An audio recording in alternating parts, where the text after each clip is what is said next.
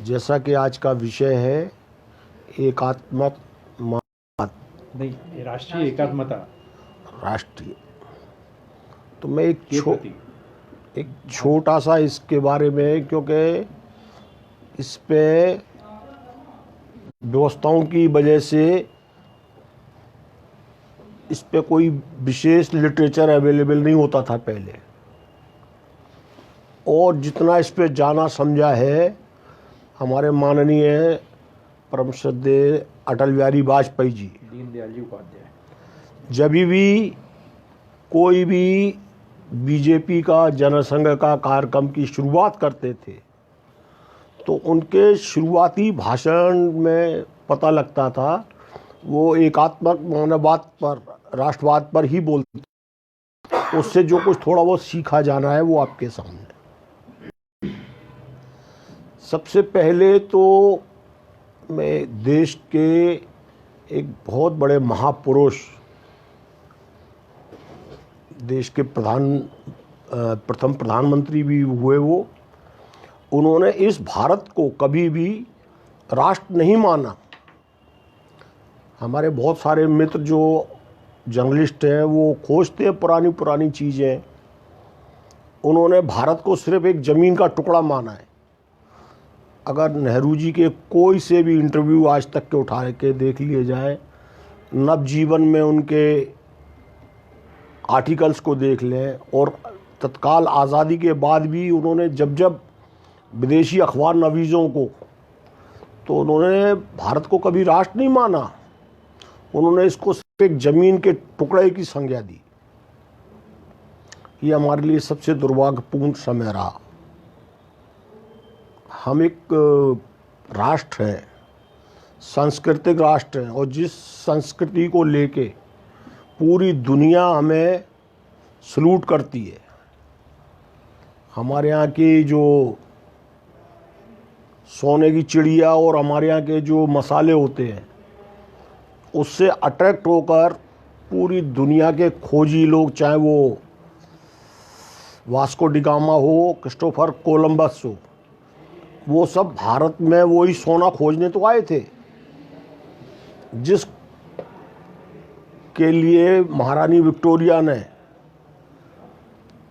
Vasco D gamma का अपने दरबार हॉल में बड़ा भारी सम्मान रखा था, और उनको गार्ड ऑफ ऑनर दे के एक बड़ी राशि दी थी कि उन्होंने भारत को खोजा, वो भारत के मसालों को खोजा।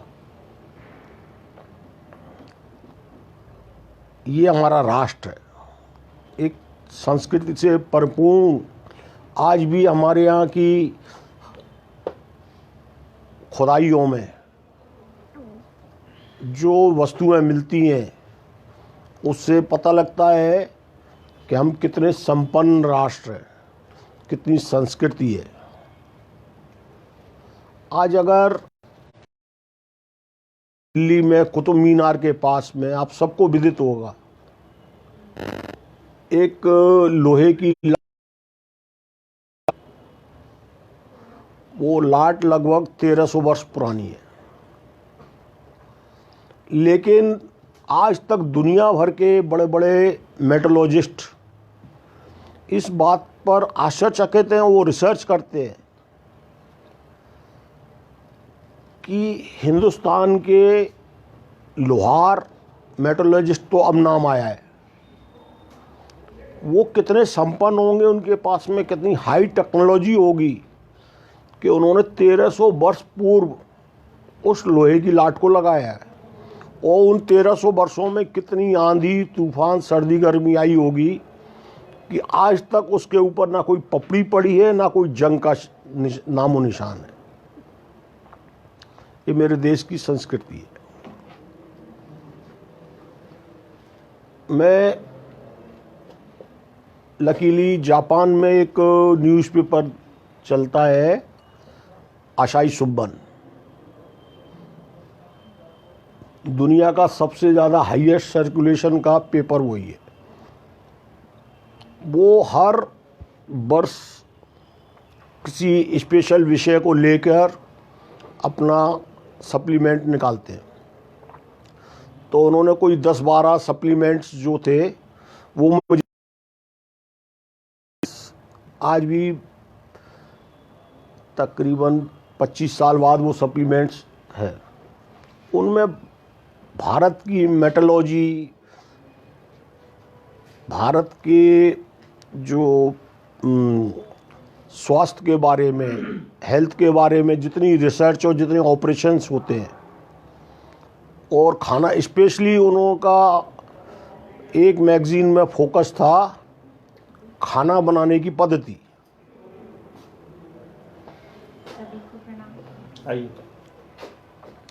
उस पर उन्होंने जितने यहाँ अवेलेबल लिटरेचर रहा होगा उसको उन्होंने फोकस किया और विश्व के सारी लाइब्रेरियों में उसको सर्कुलेट किया। हमारी संस्कृति में हजारों हजार ऐसी चीज़ें हैं। आज हमारे पास ज़रूरत है कि हमारी संस्कृति को विस्तारित करने के लिए उन चीज़ों को ढूंढना।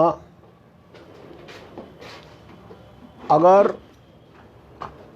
मैं आपको एक छोटा सा एग्जांपल देता हूँ। सर 3 मिनट से ऊपर हो रहा है, दे दीजिए एग्जांपल दे दीजिए। जर्मनी के राजधानी फ्रैंकफर्ट में, वहाँ के एयरफोर्स हेडक्वार्टर के बाहर जो वेलकम गेट पे मूर्ति लगी हुई है, वो भगवान गरुड़ की मूर्ति लगी हुई है। और वहाँ के हर न्यूज़पेपर्स के दफ्तर में नारद मुनि की मूर्ति है। अस्पतालों के बाहर वहाँ धन्वंतरी भगवान को मानते हैं, वो धन्वंतरी की मूर्तियाँ लगा रखी हैं। ये भारत की समृद्धि है, संस्कृति है, ताकत है। मेरा इस पे इतना ही। और एक लाइन में आपको आज का जो तात्कालिक विषय है, नागरिकता बिल, ये हमारे यहाँ बहुत, हमारी हिंदू संस्कृति के लिए, हिंदू बहुत अच्छा काम हुआ है। हमारे कितने ही भाई बहन ऐसे हैं जो दूर दराज देशों में रह के अन्याय अत्याचार सह रहे हैं और उनको टीका लगाने की अनुमति नहीं है। अफ़गानिस्तान में हिंदुओं को पगड़ी लगाने की अनुमति नहीं है। पाकिस्तान में कोई हिंदू टीका नहीं लगा सकता है। और उनमें से जो लोग वापस आना चाहते हैं, आज भी अगर कुछ लोग बारीकी से पढ़ते होंगे तो हर महीने हजारों लोग अटारी और वाघा बॉर्डर पर भारत आने के लिए इंतज़ार करते हैं, लेकिन उन्हें रोक दिया जाता है। एक बहुत बड़ी जीत हुई है हमारी। हमारे एक मित्र हैं दिल्ली में, डॉक्टर राकेश रंजन, उनका नाम गिनीज बुक ऑफ वर्ल्ड में, उन्होंने 11,111 लोगों का जमानत ले रखी है। जो भी पाकिस्तान से हिंदू आए, उनका वीज़ा एक्सटेंड ख़त्म होने के बाद में उनकी ज़मानत ले रखी है 11,111 लोगों की। और उनके लिए वो पिछले 25 सालों से भारत का सुप्रीम कोर्ट, पाकिस्तान का सुप्रीम कोर्ट, अंतर्राष्ट्रीय हैंग कोर्ट, यहाँ तक वो लड़ाई लड़ते रहे। तब जाके कम से कम ये द्वार खुला, हमारे जो भी भाई बहन हैं वो हमारे देश आएंगे, हम उनको आदर से अपने साथ समाहित करेंगे, क्योंकि वहाँ तो उनको संस्कृति बदलने के अलावा, धर्म बदलने के अलावा कोई रास्ता नहीं है। जय हिंद।